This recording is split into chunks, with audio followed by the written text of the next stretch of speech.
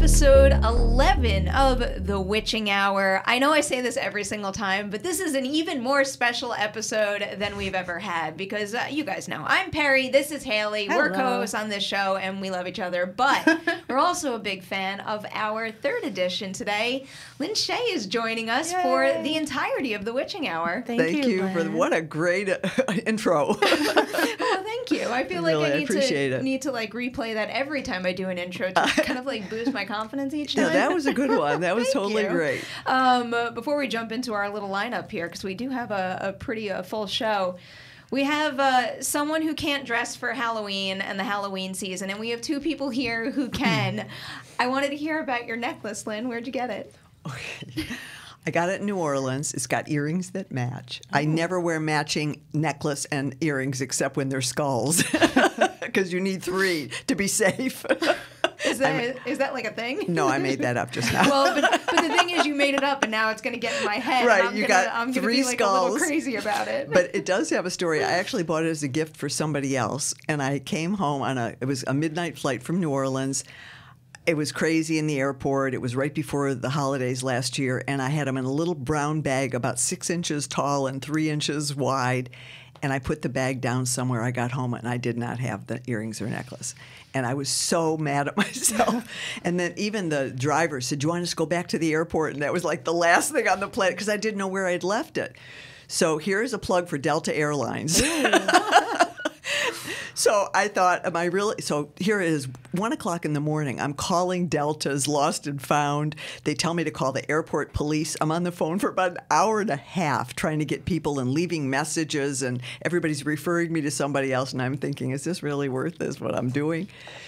Long story short, the next day, some nice woman on the phone calls, "Hi, this is Delta Airlines calling. We might have found your bag." And she said, "It's about 6 inches by 3 inches." I said, "Yeah, what are we talking about here?" Sorry. And she said, "I think we have what's in there." And I said, "There's a little, some jewelry." So she said, "I'm not sure what's in there." She actually didn't, I don't think she looked. But I drove down to LAX.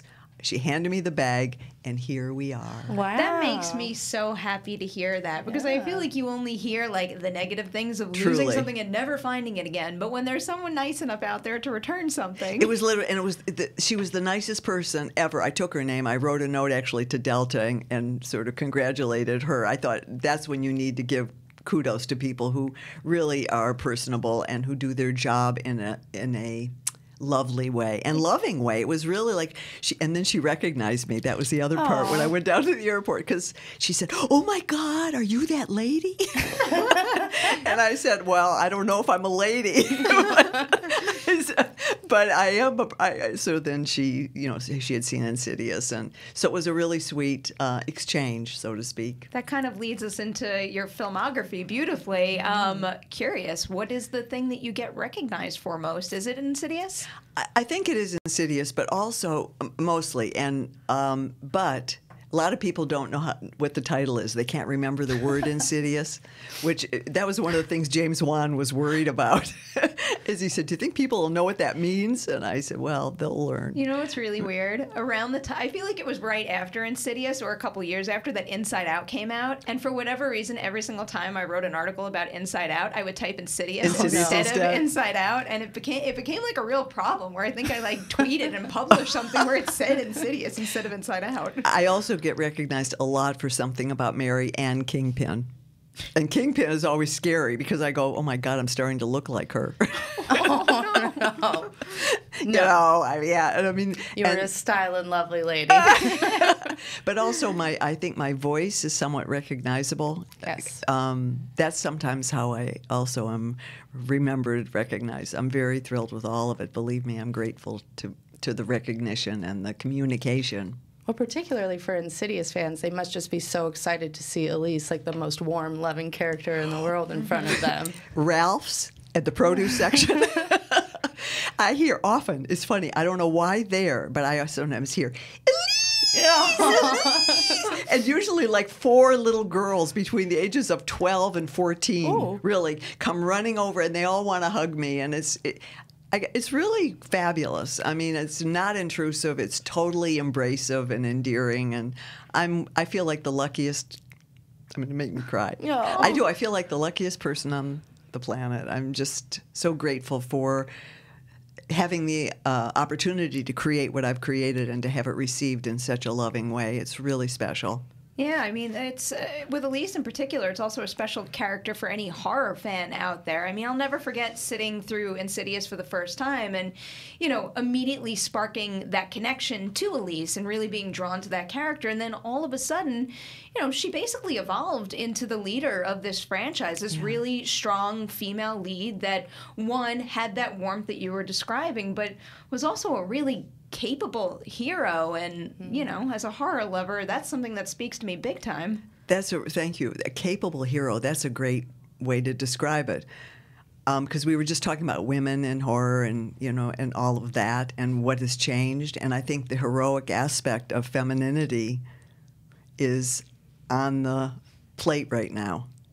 You really, people are just beginning to recognize the lack of roles that have to exist between men and women, that there really is a merger of femininity and masculinity in all of us.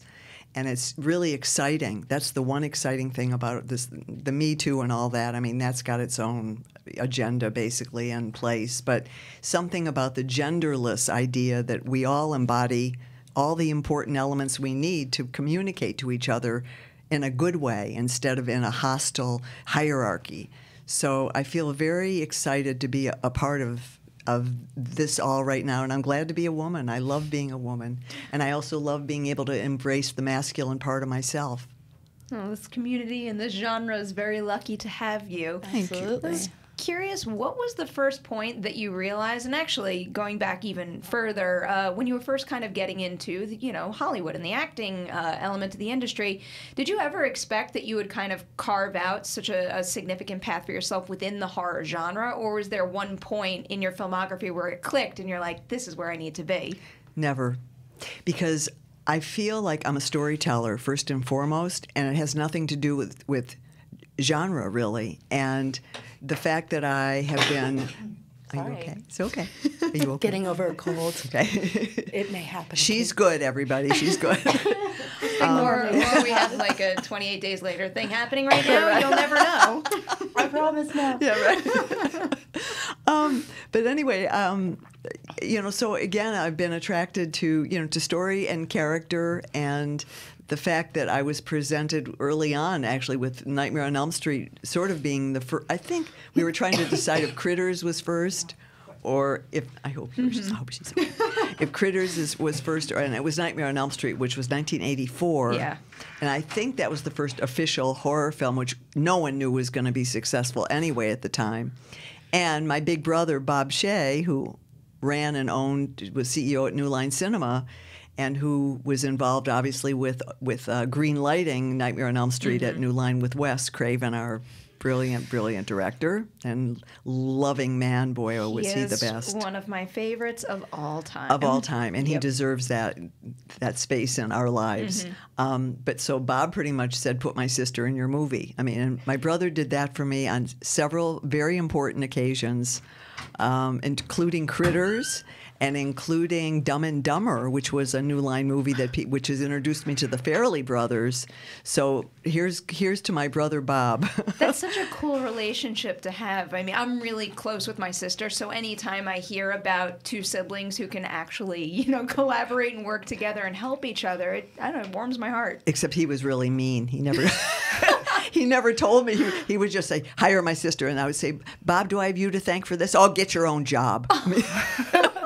So we had sort of a grumbling, loving relationship, and we're still very close, though. I mean, he's a very important part of my life and has given me tremendous opportunities. So, long story short, that was my first outing in horror was with Wes Craven, and then Critters after that with Mick Garris and Stephen Herrick, and then I don't remember what actually came next or how I honestly think that Insidious was the horror films that put me on the map for sure in terms of the genre. And that's James Wan, who was a fan of a movie I did called Dead End, which was a little horror film that I did in 2002 with Ray Wise, and is a cult favorite, and it's still one of my favorite. It's a wonderful Christmas time movie for anybody who hasn't seen it. And that James was a fan of that movie, and he came over to my house. I also did 2001 Maniacs with Tim, that Tim Sullivan wrote and directed, and Tim, ironically, introduced me to James. So, and then very slowly, James, there was a little short he wanted me to help him with, and then he called and said, we've got this script, my partner and I, Leigh Whannell, and we wanted you to take a look at this role. He sent the script over, I read it in bed, and I put it in my closet and locked the door at the end of reading it. That's honestly a true story. It was like 1:30 in the morning, and I remember Lee changed the font in the script when it got scary. And there was that part of you when you would read it, your thing would like start to like shimmer off the page. And I remember really being spooked by it. That's a great like insight to technique. Oh my God! I mean, he really and they got Patrick Wilson and Rose Byrne, $800,000. There we were in Highland Park in our little trailer, little honey wagons, and this is a very cute key story. There was one security guard for like the 6 honey wagons that were out there, and there was some guy that kept walking back and forth in front of the trailers, and he was always on his phone, and he was always eyeing the trailers. And I said to security, keep an eye on this guy. I said, I don't know who he is, and he's scoping out the trailers. So he said, yeah, I'll watch him. So we had lunch that day, and I sat down, and there was that guy sitting across from me. It was Jason Blum. So I told Jason, hey, it's nice to meet you. I almost had you arrested. Well, you talk about, you know, this little setup in Highland Park, and I didn't go to that set, but I visited the set of Insidious 2 all those years ago. Yes, yes, yes. And then this year I went to the set of Halloween, and seeing how Blumhouse has evolved in those years. My God. You've been on this journey with that studio basically from the first Insidious to now. Right. What does it look like from your perspective, that evolution? He's taken over Hollywood. I mean, and I must say, Jason is one of the smartest, kindest, funniest, handsomest family man. He's got a new little baby, a beautiful little girl, and a fabulous wife. The boots I'm wearing, I actually bought her a pair of these boots because Jason fell in love with the boots. They're great boots. Thank you. I would show them all. Well, wait a minute. I think you might be able to. Oh, there we go. Beautiful. Well worth it. Anyway, and I mean, he came to Brazil when we were promoting Insidious, and I got to know him a little bit more there than I had, you know, in sort of it was a more casual professional situation. And he's just loves life and loves what he does and is so good at what he does. He loves the people. He's a tough cookie. I mean, he ain't no pushover about anything, but he's usually always 100% right for what he's doing, about what he thinks and what he wants, and yet he's open to all suggestions. I really find him fabulous as a employer, as a producer, and as a friend. It's working out pretty well for him. Pretty good. Pretty I good. say so. And now, of course, the new Halloween is coming. So. Oh, yes. Yeah. Move over, Elise. I can, well, Please. Well, actually, speaking of Elise, and given what we saw in The Last Key, is there any plans to continue her story and her journey even further? Into the further, you mean? Like Let me think. Clicked in my head as those words were dribbling out of my mouth. That's perfect. I think there's, you know, I think we were on thin ice doing a fourth. I mean, I think franchises set themselves up to be shot down on some level. And the fact that the fourth was received so incredibly and with such financial reward as well as emotional reward for people who wanted to know the story of Elise. And just this is kind of a little sidebar again, but I always saw Elise as kind of being a loner when she was a kid because you kind of do backstory. Right. And here Leigh Whannell created this crazy story with nieces and a brother and a dead mother and a horrible father. And I thought what was so great about it is what he created made her become a stronger person because she overcame all that to become the woman we see in the first one, which is now we've circled back to number one.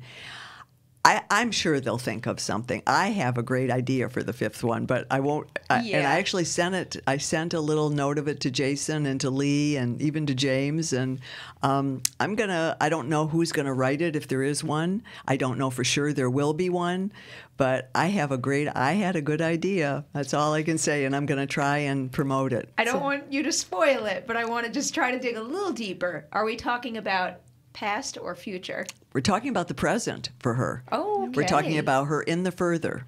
Okay. Which is where I am now, because now we're back. We've circled back to the first, where I'm murdered at the end. And the second one, of course, I was in the further, because that was still a storyline further forward from the first one.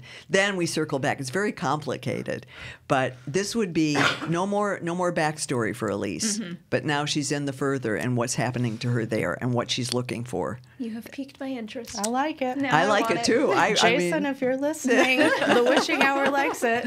Well, let's. I'm gonna see how I can promote it, and whoever they get. I don't know whether Lee will write it. We all would hope he would, because he's such a fine. He's an exquisite writer, in my opinion. He's one of the few film writers, screenwriters, where you go, you really, and he said this too, you say the words like I wrote them. I pick each word because it means what I mean it to mean. And one time on set, there was a word, I was supposed to say darkness, but I kept saying night. And it was a whole little monologue.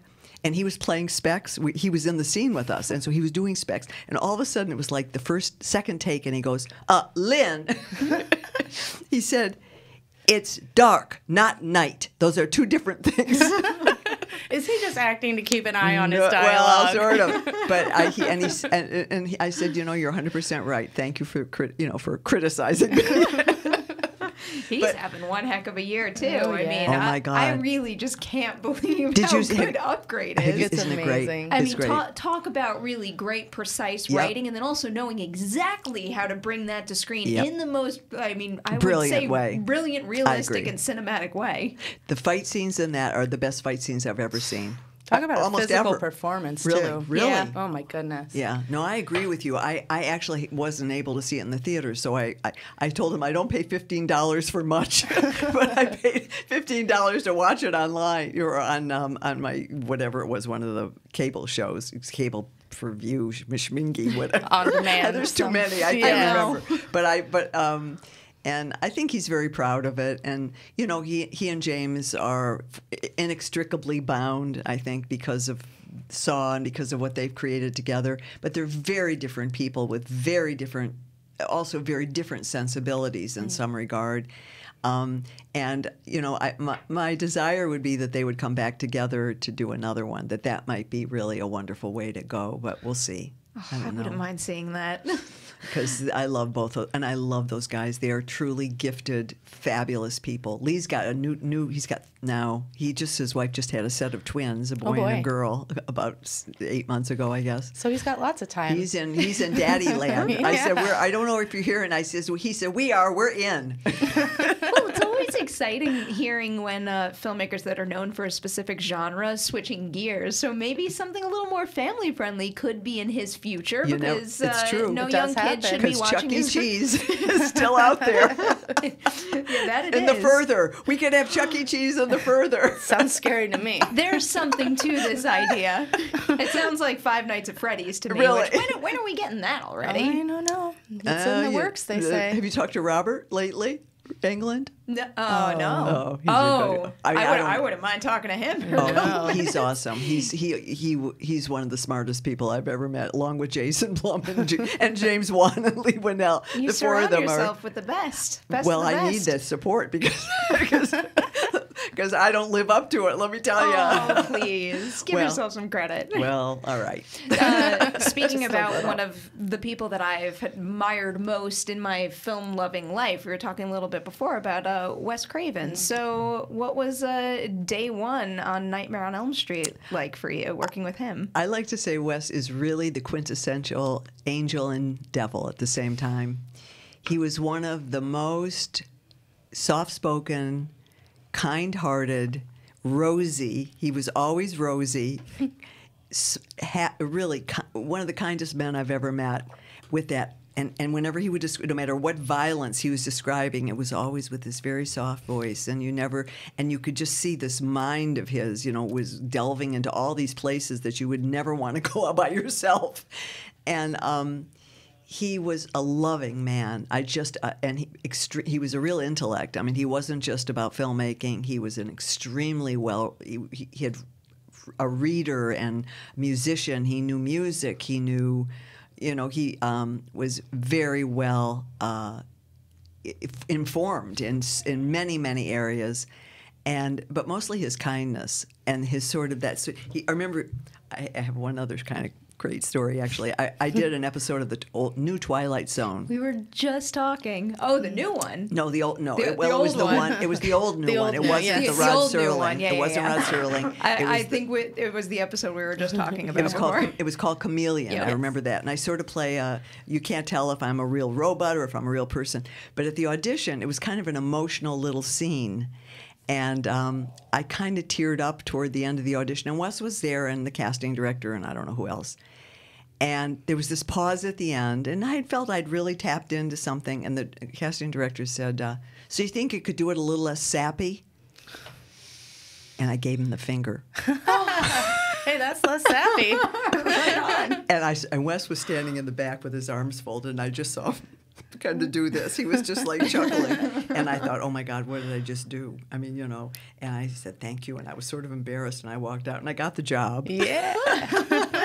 And Wes sort of kind of thumbs up, that I stood up for myself. It was, again, one of those moments where you go, this wasn't sappy. You may want it a little less emotional, then tell me that. Mm-hmm. But sappy's making fun of my emotion. Right. Don't ever do that to me.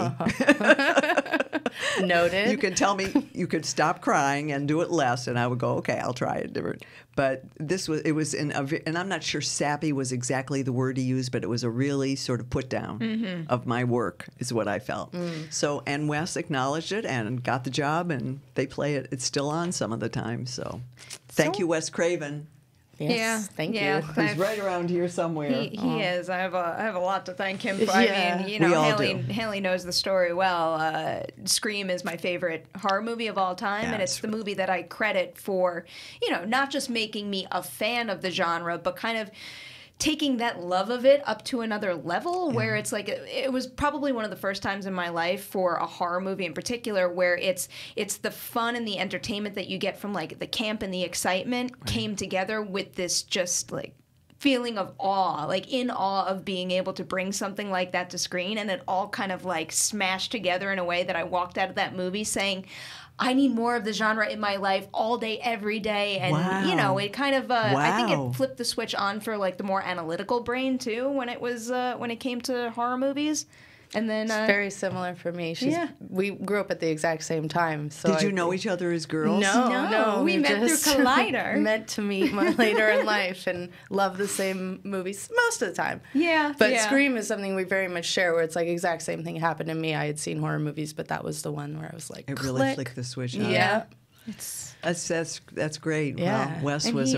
He's special. I mean, how people say you don't meet your legends. Yes. I had the opportunity to meet him once face to face, and he was every single thing you described. Yeah. Just the warmth, and angelic. He was really like angelic. And I think that's a very fair word to apply. He was really like warm and happy, and I'm sure as someone who does many interviews, at one point you can get a little tired and exhausted. So when you walk into a room and you have someone receive you with that kind of warmth, like from our end, it is so greatly appreciated. Oh, totally. It's so affirming. And it also gives you energy. He gives energy back to you. And he doesn't suck it out of you.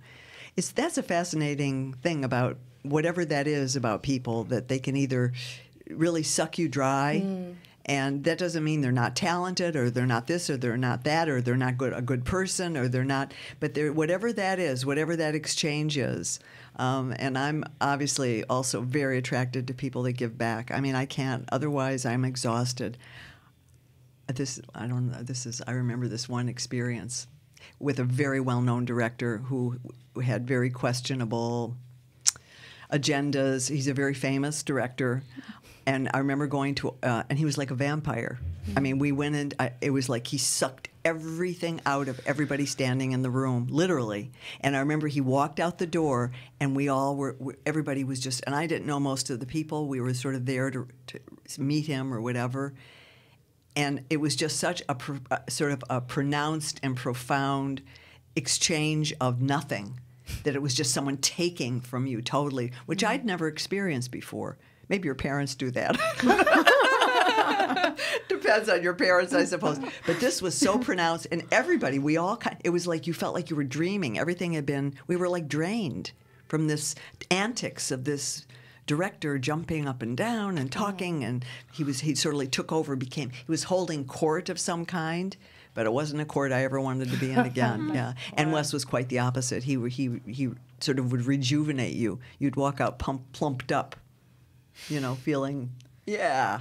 That's a vibe that you can see in the movies, too. I feel like whenever you see an ensemble movie where there was something special that clicked behind the scenes as well, when that radiates through the screen, right, that's when you get an opportunity to make something truly special and lasting. Yeah, that's a good point. Yep, I should see Scream again. I also love it, but I haven't seen it for many years. It's like, I just watched it again yesterday. I might have as well. I also have a cat named Deputy Dewey, so yes, I really love that movie. Yes.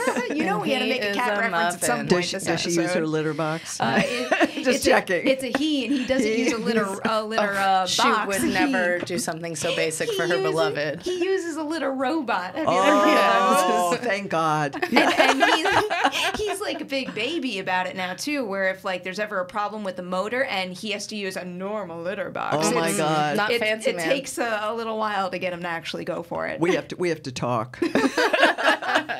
Not over the mic. Yeah. Okay, we'll save it for later. So before we move into our next segment here, where we're going to kind of talk a little bit about some Halloween traditions and fun horror genre questions, I have a very special announcement for Witching Hour fans out there.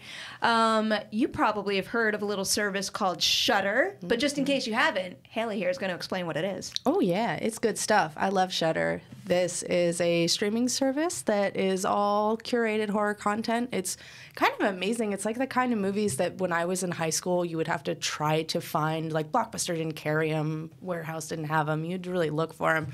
Now they're just on Shudder streaming. It's crazy to me.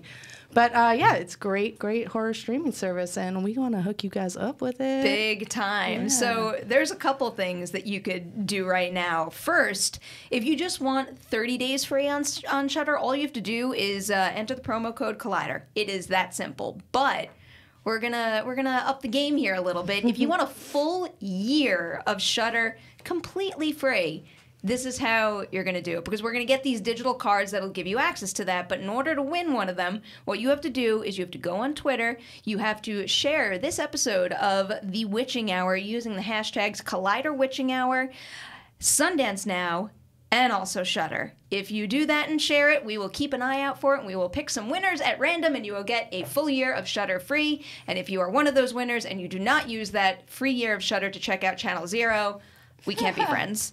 But you should check out Channel Zero because it's fantastic. So there you go. That's what you got to do to enter to win. And now we have more conversation with Lin. Before I actually jump into the Halloween tradition thing, I wanted to talk a little bit about why you're here today, which is you're an ambassador at Scream Fest, yes, which is very exciting. It is really. First of all, I'm not sure what an ambassador is supposed to look like, so I don't know how did I do. You look great. No, right? No, that was fishing. But yeah, I mean, I got an email, and I really didn't know exactly what it was or what it meant. I knew what Screamfest was because I've lived in LA for a long time and been a part of the community, and certainly knew the best thing I think is they give young new filmmakers an opportunity to show their films and to be recognized for and move their career forward, which is pretty awesome to have that opportunity at the Chinese Six, so. We contacted everybody and told them I would love to do it, and I'm not sure. I know there's an opening tomorrow night of the I should know this. I don't remember the name. Is it the Amityville? Their first film is tomorrow night, and so they're hosting a red carpet for all the filmmakers. And I think there will be a little introduction of me welcoming everybody, which is kind of cool to do because gratefully they've seen a lot of my films, and I don't know them, but I think many of them will recognize me at least. And I love the idea of what Screamfest is, and this is kind of how little opening words I'd written in the promo was, screaming is good for the soul, and it's important to scream. And that to be able to do it in a safe place in a community is a fabulous opportunity. And so tomorrow I'm going to ask everybody to scream really loud, and then celebrate as in festival, as Screamfest, and then enjoy all these films that are having this opportunity to grow with their filmmakers. So I feel it's exciting, and these people are my fans. I mean, I still can't wrap my head around the whole thing. I really mean that. I love what I do with such a passion. For me, it's not only about horror films. I love storytelling, and I love comedy, as you can probably tell from the way I behave. And I love people, and I love fans. I love people that seek out entertainment that stimulates their growth and their creative spirit. So for me, it really has implications of creativity for the masses, and I love that. And I hope I can inspire that in other people. Yeah, yes. I can already tell you probably have that effect on a lot of people out there. I mean, I think you have to a degree for both of us with the roles that you've taken, especially recently with Elise. But I think this is on my mind because of A Star Is Born. I'm very into like this question of like mentorship and people who are there to support you through and through. And it's like, kind of what you just described is basically what I think the horror community is on every single level, whether it's you giving people characters for fans to relate to or them giving you support, and it's just it's this cycle that powers itself, and it's kind of beautiful. That is beautiful. That's a great way to describe it too. I was just thinking about this the other day with James Wan, who you were talking about his great energy. He also has made a career now out of supporting other younger filmmakers. Yep, he's got his own company. I think that's incredible. He did it for David F. Sandberg with Lights Out, and now he just chose another young filmmaker to come take over The Conjuring. He gives it back. Yeah, he's one of the most extraordinary people I've met in the last 10 years of my life, for real. And it was when I met him, it was so sweet, because I think I mentioned Tim Sullivan brought him over to my house because he was a fan of Dead End, this little film I did. And he's the most unassuming, true person that I've almost met in I don't even know how long. I mean, there's no fixings. There's no I don't even know how to describe this. Sometimes I'll send him a little note or something, and I'll get a note back, and it's like he answers whatever it is I'm putting out there, but there's some core level beyond that he either supports in you or puts out there for you. There's something else that he gives to you. And there's nothing I wouldn't do for him. I just think he's an extraordinary man, and this is just the beginning for him. He is going to be as big as the biggest, and he's on his way. I mean, apparently Aquaman is supposed to be It's going to be quite a thing. Unbelievable. I can't wait. I can't either. And it opens, I think, December 21st, and fantastic cast, and the set pieces, and he talked a little about what they went through. The camera. There's this one shot he sent of the cameras they were using. It's like as big as the Empire State Building. They're the biggest. I can't say what I want to say. The biggest thing I've ever seen looming above you. That moves, and it's like it's beyond robotic. It's monstrous in the best sense of the word. These cameras and equipment and the technology they used to create this film it's going to be gigormous, as they say. Yeah, so he seems to transition from the smaller, more intimate horror films to something like that so well. I mean, even his Fast and Furious film, because as a fan of his, from the more low budget horror that he was doing to transitioning to that, it was and saved the day when Paul Walker died. I mean, he literally saved that film, and that was what a huge undertaking with giving Paul Walker the elegant farewell that he deserved from that franchise, and the way he changed the ending of this sort of beautiful I just remember vaguely the whole thing, but it was walking off into the distance, and it was, he had to use a stand-in because Paul had already gone, but that it gives me chills. He really this real celebration of Paul's life. And that's, he didn't just finish up the movie and make his money. I mean, he really celebrated this man's life. He seems like someone who's not really capable of that, of just, finishing a movie to get your paycheck and go on, or even just take a project that he isn't, really 100% behind, invested in, cares about. It's any James Wan movie I've seen, and, I've got my rankings of the ones that I love most and then the ones that are, in the middling range, but you could always see the passion kind of bleeding through the screen. Totally. And, that's why I'm a James Wan fan for life. And he's always got an idea. Yeah. And as an actress, he totally trusted me. I mean, when we did the first Insidious, I don't think he gave me one note. We just discussed the further because that was a big deal to try to set that up of what that was going to be, not even knowing it would go any further, but pardon the expression. But he was, and I remember he was worried about, he's worried with every project he does. He's always got his little, his small anxiety compared probably to other people, or maybe major anxiety compared to what other people experience. But he plows through he's a real problem solver.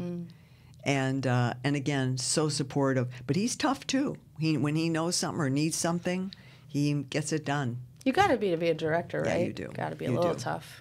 Yep. But without being mean. You don't need to be a mean director. Yeah. I mean, that's that's the challenge of being an AD too. That's one of the positions on a film set that I respect the most because nobody has to balance being demanding and needing things to stay on time, but also, you can't do that by yelling at people. You got to do it with a degree of kindness. And you don't have the power of a director behind you. It's a very spot. Difficult position. Yeah. I agree.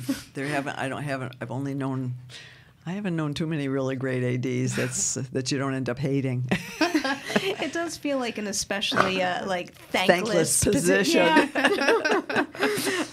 So we obviously have Halloween right around the corner, and we've kind of teased some of our own traditions a little bit, but we're gonna really dig into it now. So I'm gonna put you on the spot first, Lynn. What's your favorite Halloween tradition? Candy.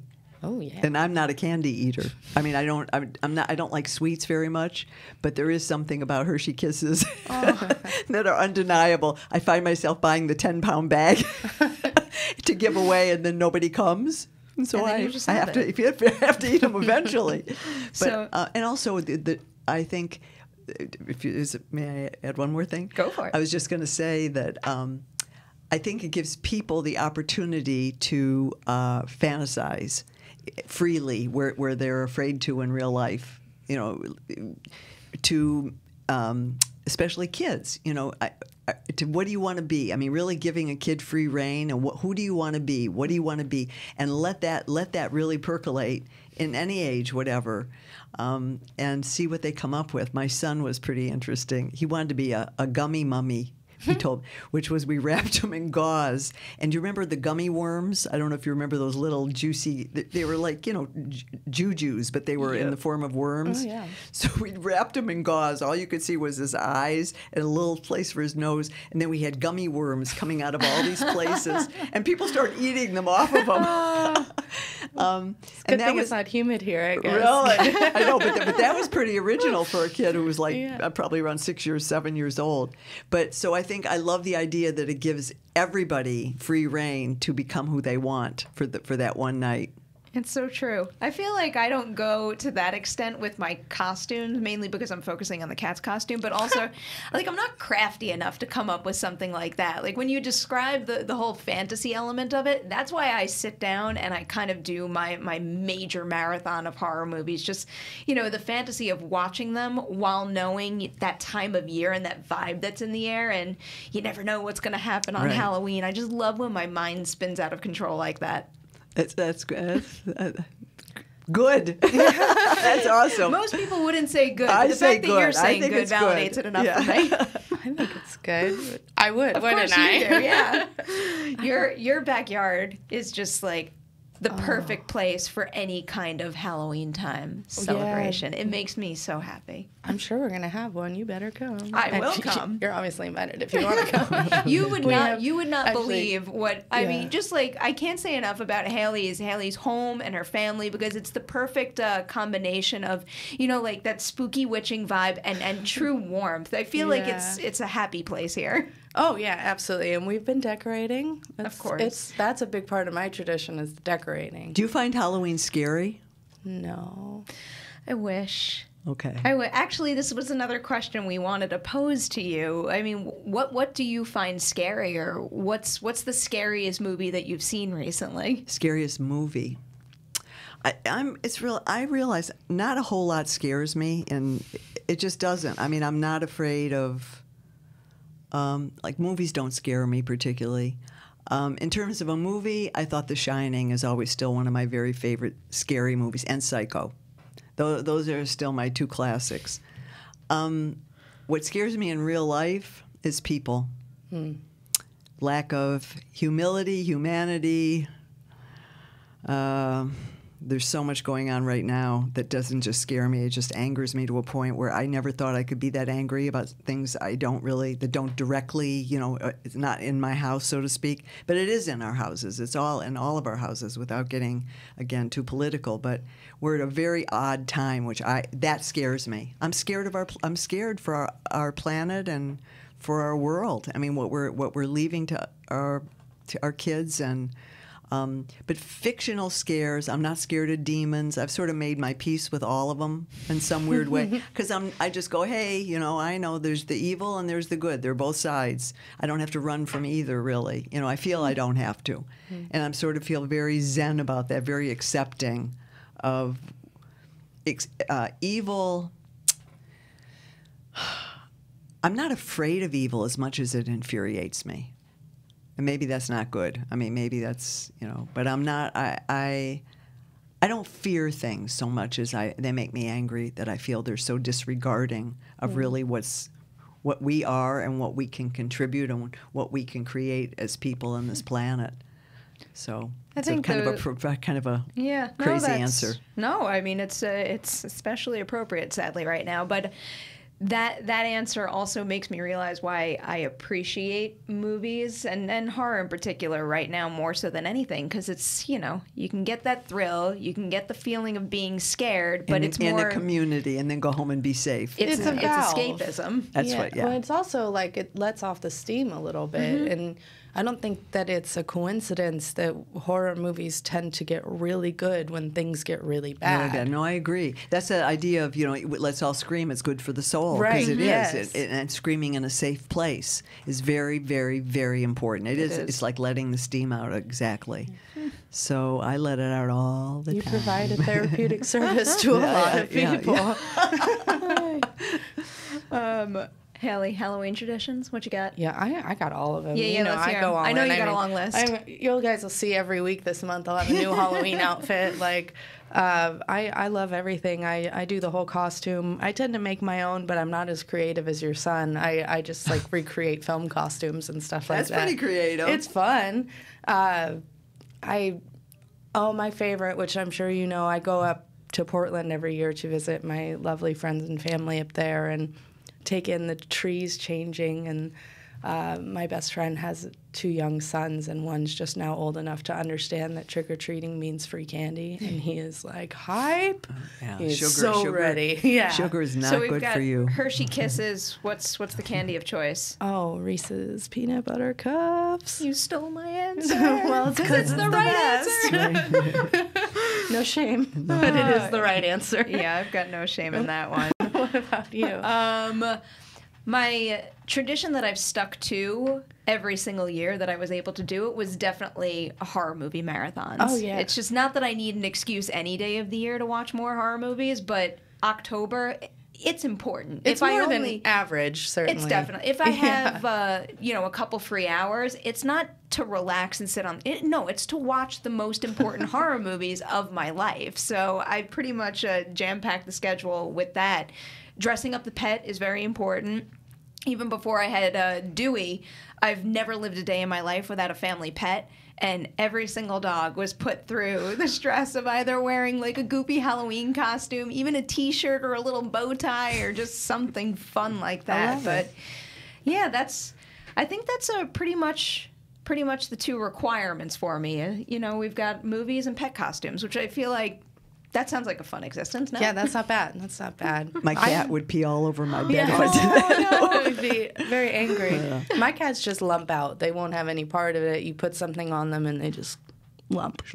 That's it. Until you feel bad enough to be like, oh, I'm sorry, baby. That's kind of like Dewey. It's just like, thankfully he doesn't flop over. He just he turns to stone. So I can get one picture and then I feel bad and then I have to take it off him. But you've seen the video of Dewey with the harness on, right? Yeah. Where I put like a dog like leash harness on him so I could bring him to the office and stuff. And the first time I put it on him, it was like he didn't know what to do. So he stands there all rigid for 1 second and then just like flops over. Yeah, they don't. My dog wouldn't have it. Wouldn't do the harness thing. End of story. Yeah, no. But do you have? So we talked about like very serious fears, but do you have any like silly fears? Like my thing is bees and the dentist. Bees. We've talked about this too. Yeah, it's like like irrational fears. Mine are snakes. I'm horrified of them. Did you also throw out spiders too? Spiders don't bother me. I like okay spiders. I actually really like spiders, and I always take them outside. Oh, good for you. Yeah. No, they're crazy, interesting creatures. Yeah. I don't really. I can't even think of one. No I honestly phobias? can't. Good for you. Not really. Yeah. I mean, there have been, before we did one of the Insidiouses, we had some pretty weird stuff happen at my house that was very odd. I mean, really things like doors slamming and glasses flying out of my hand.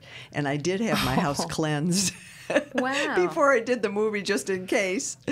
But, and that was probably the closest I've ever gotten to just taking care of business. But it wasn't so scary as just like, let's take care of business here in case, in case there's anything I should know about. Yeah, I can't really think of one. I'm scared of my... That must make life a lot easier. Yeah, I can't imagine, like, you must have just an iron stomach, because if a glass flew out of my hand, I would be afraid of things that I was not previously weird. I mean, I'd be holding of. a glass, and and then you go, well, maybe I just squeezed it and it slipped. But, sure. But there was some weird stuff. There were a couple scary things that happened to me that made me do that. I mean, I had an incident at the top of my driveway. I don't know if you remember this actor whose car rammed into the... This gives me goose pimples when I talk about it, so it definitely was scary. The day before that happened, because Gina, my manager, called me, I was at the top of my driveway. I have a very steep drive. I have a gate and a very steep driveway, and I got out of the car to click the remote because I didn't have the remote. And the car was in drive, and I didn't know it. And the car started moving. And there was that first thing of get in front of it and stop it. I mean, because it's totally irrational, but that's what you think you do. I'm going to stop the car. The car missed me, and the gate started opening. So the gate is starting to open. I'm running in front of the car that is coming at me. If the gate had been open any further, the car would have hit me and gone down the driveway, gone probably through the house, or it would have, it would have just gone down there, or it would have hit me and probably killed me because it would have gone over me. And just ironically, I missed getting in front of the car by literally about 4 inches, and the gate had just not opened enough. It had about 5 inches maybe before the gate opened. The car hit the gate instead and just was going, and there was that moment of not knowing what had happened, but I jumped in the car and I turned it off, and the gate was broken, and I just sort of sat there, and then the next night on the news was this that it happened to that actor. And that plus the glasses jumping out of my hand, plus there were doors slamming, and I found maggots under a wastebasket that I'd never. There was no food in it. There was nothing in there that would have. I couldn't. And that was when I called my friend David. I said, he's a psychic, and I believe in everything. I mean, people ask me that. I believe in everything because we don't know anything about anything. So I said, you want to come over and check things out? So it was so funny. The day he came, because it was a couple days later, and we hadn't started shooting the film yet, and he sat down in my living room. He said, "There's something behind you." And I was sitting in the other chair. I said, "Okay, well," I said, "Well, what is it?" He said, "Oh, never mind, it's your mom." So I thought, phew, she came to at least make sure everything was okay. Aww. And we did. We had a little Tibetan singing bowl and sage, and we went through the house, and he said, "Everything is good." He said, "You're good." He said, there is no real there's nothing he could feel. And it just made me feel better. The house smelled good, and I just sort of, to know that nothing... because who knows? I mean, we live in a world that our brains only take in an iota of what they're capable of doing, and in terms of energy is energy. I believe you can't destroy that. So anyway, I was very grateful. Thank God. I really thought I could have gotten killed. I mean, that was the only thing that ever happened in my life like that I can think of. It's terrifying. So that was terrifying. That actor is Anton Yelchin. Yeah. I know a lot of people out there are huge fans of his, and he is incredible. It was He's a terrible loss. And And it was the same kind of accident. Yeah. I mean, he got pinned to his mailbox by his car. Terrible. So really awful. So anyway, hold tight to the incredible filmography that he left behind, and grateful for that. And you hope, if there's such a thing as spirit, that whatever you believe, that somewhere, somehow, there's some other plane. Mm-hmm. I'd love to believe it. I was watching an Anthony Bourdain episode last night, who is my hero. I mean, I have learned more from that man and his shows than anything else. That's really, I don't watch a lot of fiction television. I don't watch a lot of, I really don't. I don't even watch movies that much on I love documentaries, and he really is an extraordinary. So he was talking about death, and he was in Indonesia, and the gentleman he was talking to was just saying, this is to keep away the demons, and they make all this noise, and it's really to send the bad juju away. And he said, who knows if it really exists, but wouldn't it be nice if it did? And it would be so nice if there really are angels, and you really get up there and you can look down and see what's going on. I mean, and he said those that believe that's a good thing to believe. Believing in God, whatever you want to call it, is a good thing. Whether there is or not, it would be really good if there was. It would be a really nice thing if there was. So it kind of is that idea, that we hope for the best, and we hope there is. Certainly this planet is not peaceful, particularly right now, in any way. I mean, it's screaming at us when people are not listening. Mm-hmm. Now maybe a little bit more, but I don't know if it's too. I mean, not to be a pessimist, but I don't know. I think we're a little bit late to come to the party. Time. Probably. Yeah. I mean, that's our oceans are all that. Not to be depressive, but I like to try to believe. I kind of believe in angels. I kind of have taken that one as being my belief that there be animals. I'm an elephant fan, big elephant fan. Oh. I love all animals, but I'm going to get to go to an elephant orphanage in January. Ooh. That's so I'm really cool. excited to do that. My family has elephants with their trunks up all over the house. It's like a thing that we all have. Yeah. That and everything red. Yeah, we have a lot of we had our house sort of half feng shuied when we first bought it, and I did a lot of reading about it. I mean, energy is a real thing. They can see it. You can chart it. So that is very hopeful. And so you figure what you put forward does have an impact, and that's something people who aren't educated to what that might be don't practice. You just don't think about it. So I do. So I'd say I believe in stuff like that, especially because, you know, I mean, as we were unfortunately describing, there's so much negative in the world right now, you know, even though you can't really put a finger on what's real and what's not. If it brings even the slightest degree of comfort to my life and it's something that I could, you know, deep down believe in, that's more than enough value for me to hold on to. I was just go back to what you said. We don't know anything, so who am I to presume that something is so you might as well presume something is good if you might as well, you know. I mean, look at Zac Efron as a blonde. So beautiful. I mean, who could not believe that? Sorry. A true work of art. Right. Zac Efron in a wig.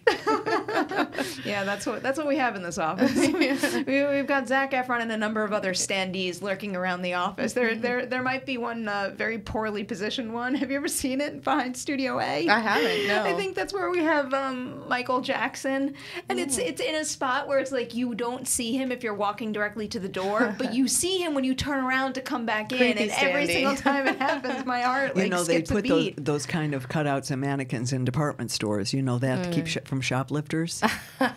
Oh no, for real. Deliberately for the shoplifting deliberately. thing? Where was I just that they? makes Not sense. Costco. I've never heard of that. Oh yeah, That's yeah, fascinating no. And you do. You kind feel of there's smart. someone watching you. Right. Yeah. That totally makes sense. Is that why they started to make mannequins really creepy too? Where have you ever seen the one with like spiky hands? I don't know. Where They they don't have hands. These are mannequins. They're like not that, but they're like standees. that. They're You know, there'll be just I don't know. It could be It's like anybody. the equivalent of when you put like an owl on a roof or something so Sort the of. birds don't land there. I never thought about that, but there are always mannequins at the entrance to a department store. Yeah. That is so interesting. But these cutouts, the color cutouts, is also used a lot. Oh, really? Where? Because I was just in a store. It was I can't think what it was. It might have been. It wasn't home goods, but it was a store like that where people steal all the time. Well, they do, and it's just the idea that you feel like something's over. And sometimes you do. You're walking and you kind of check to see there's a There is some smiling- sort of wonderful horror movie idea where you get some like bad kids going into shoplift and the mannequins come to take care of life. business. But these aren't mannequins; they're cardboard Yeah. cutouts, which is a little bit different too. Two completely different things. But then we can have a cinematic universe where the mannequins meet the cardboard cutouts and Now everybody it's a lives full-on happily ever after. Hi. So before we wrap up here, is there anything new that you're working on that you could tell us about? Well, I've been doing a lot of things gratefully, but I looked at your IMDb and I wasn't going to call anything out No, in I particular know. because there's like 15 projects on there. some of them and the one, well, there's a movie at Screamfest that I'm in called The Final Wish, but the one that I'm really jazzed about is The Grudge, which is coming out next August. Nicholas Pesh. He's amazing. I call him the Salvador Dali of filmmaking. I like There's it. something, because he's got this juxtaposition, this very odd. He's the sweetest guy you've ever met. I mean, he's 20, he might be 29 now. He's 28 years old, and also this really kind, funny guy, and kind of bops around with his baseball cap on and his little curls coming out the back. He'll probably hate me for saying this, but it's true. And we had a fantastic collaboration creatively, in particular, the two of us. He really, I think it's, aside from Elise, probably the best character I've ever had a chance to play. It's the scariest movie I've ever been a part of. I'm so excited. It's the scariest movie you will. Did you ever see? Have you seen Eyes of My Mother? Yes. That's the scary. Oh, that's one of the. That's maybe not the one of the scariest movies I've ever seen. Yeah. I couldn't shake that film, and and it's one of those films where what he kind of does is he does exactly what you know is going to happen, but it goes very like the guy with the baby. Don't give him the baby. Don't give him the baby. Don't give him the baby. You know, don't give him the baby. And of course they give him the baby. Or don't go through that door. You know, better not go through that door. And you know that door is opening, and the guys are going to go through the door. And so it's a different kind of setup of suspense, because you already know the answer, and it's like trying to keep them from doing what you know is bad. Yeah. And you have no control. So I thought that was really scary. And but anyway, this is a fantastic script. I just talked to him at Fantastic Fest, and he was saying it's not at all going to be what people expect. It's not at all what people expect. Doesn't look like J horror. Nope. Nope, he's 100% right. But Fascinating. it's the scariest thing I've ever been a part of. Wow. Great parallel stories. I mean, wonderful, wonderful actors. That ensemble is something else. Fabulous. Who do you get to work with on that? Frankie Faison and Jackie Weaver. Yeah. And we became a little team. And Tara Westwood, who also became my new best friend because we drool into each other's mouth. That's all I'll tell you. Oh, yeah. That's quite the tease there. Quality. Sounds appropriate for a Nicholas, Grudge I didn't movie. give anything away. It's not a plot point. Well, Lynn, we have to wrap up sadly, but thank you so much for your time Thank today. you. Good luck with Screamfest. Obviously, we're excited for just about anything you'll I work appreciate on. it. So Thank you really, so much, thank guys. you. Thank you for your fanship. I mean, I really course. appreciate it. And you're both so great. So thank you so much. Thank you. Keep it going. Keep those pumpkins growing.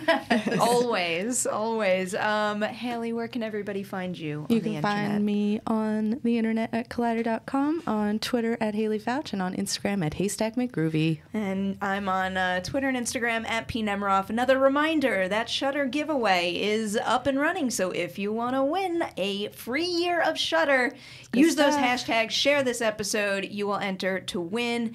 That's it. That's all we got for you guys today. So that means you have officially survived the witching hour. They're merciless.